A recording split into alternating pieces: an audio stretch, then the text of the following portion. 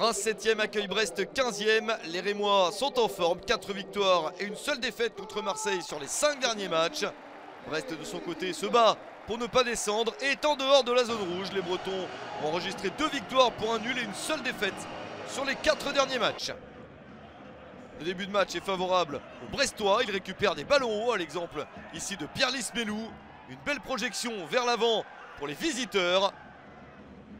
Le premier centre ne trouve pas preneur, mais le deuxième, celui de Ledouaron, trouve Pierre-Lys Melou à l'origine de la récupération du ballon.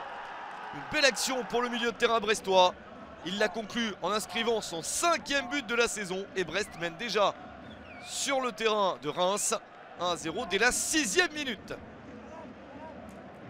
Les Rémois se sont fait surprendre et ont du mal à s'en remettre car Brest continue à attaquer. Superbe parade de Yehvan Diouf. Il a la main ferme face à cette reprise de Ledouaron.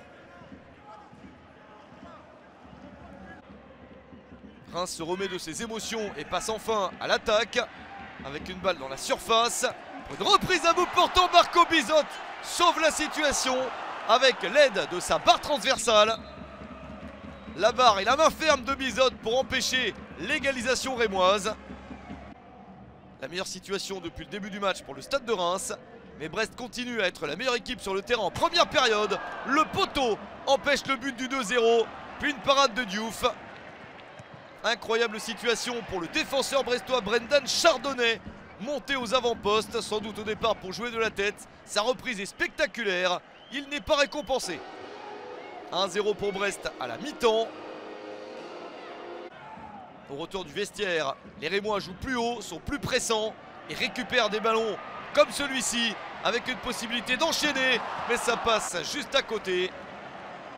Manque de précision encore dans la finition dans ce match pour les joueurs de Will Steele. Mais ils continuent à attaquer et sont beaucoup plus entreprenants qu'en première période. Le centre avec ce ballon qui traîne dans la surface, la reprise placée, suivie d'un contact signalé par l'arbitre. Zenelli est accroché dans la surface, il avait un petit peu raté son tir. Mais Reims va bénéficier d'un pénalty dans le temps additionnel pour cette faute. Brest tenait presque une victoire très précieuse dans la course au maintien. Mais ce pénalty peut tout changer. Folarid Balogun s'élance et réussit à égaliser pour le Stade de Reims après une minute dans le temps additionnel de la rencontre. 18e but de la saison pour l'attaquant prêté par Arsenal. Il est toujours l'un des meilleurs buteurs du championnat. Un partout entre les deux équipes, ça paraît être le score final. Attention tout de même à un dernier ballon très mal relancé par les Brestois.